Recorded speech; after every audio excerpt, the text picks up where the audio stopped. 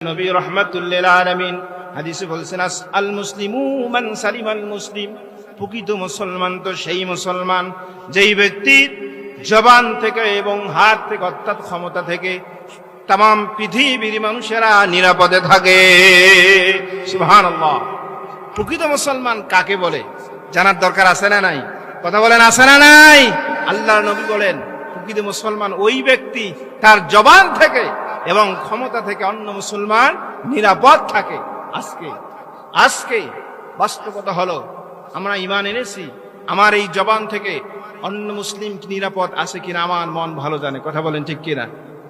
আজকে রাস্তার মোড়ে মোড়ে বসে, চায়ের দোকানে বসে আমার এই জবান দিয়ে আমি অন্য ভাইয়ের গীবত করতেছি, অন্য ভাইয়ের সম্মান, অন্য ভাইয়ের ইজ্জত, অন্য ভাইয়ের আব্রু সব সময় নষ্ট করার জন্য পায়তারা করি। সেটা কেবলমাত্র আমরা মুসলমানেরাই বেশি করে থাকি। কথা বলেন ঠিক কিনা? আওয়াজ দেন ঠিক কিনা? সব সময় আর এক ভাইয়ের ইজ্জত, আব্রু, সম্মান নষ্ট করার জন্য পায়তারা, এটা সব সময় মুসলমানেরাই বেশি করে থাকে। কথা বলেন ঠিক কিনা?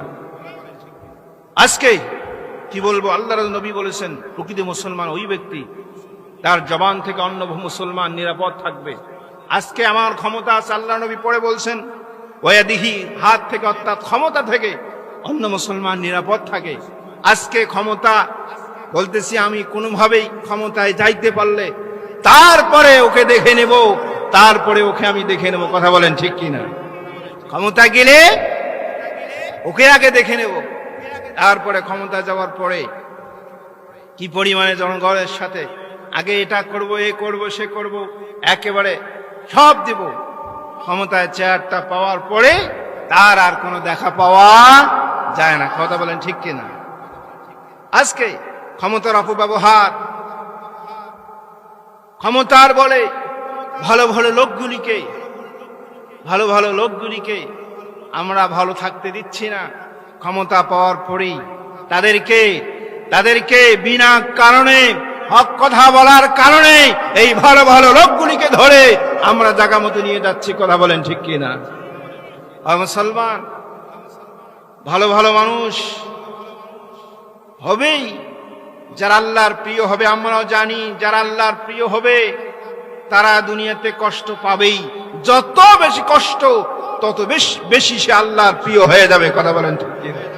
ক্ষমতার অপব্যবহার, ক্ষমতায় গেলে তাকে জনগণের টাকা, জনগণের জন্য তাকে জিম্মায় দেওয়া হয়, জনগণের উপকৃত করার জন্য পণ করে, ওয়াদা করে, কিন্তু ক্ষমতায় গিয়ে যেখানে দেওয়ার কথা পাথর, সেখানে আমরা পাই খোয়া। কথা বলেন ঠিক কিনা? যেখানে পাওয়ার কথা রড, সেখানে দিয়ে দেয় বাঁশ। কথা বলেন ঠিক কিনা?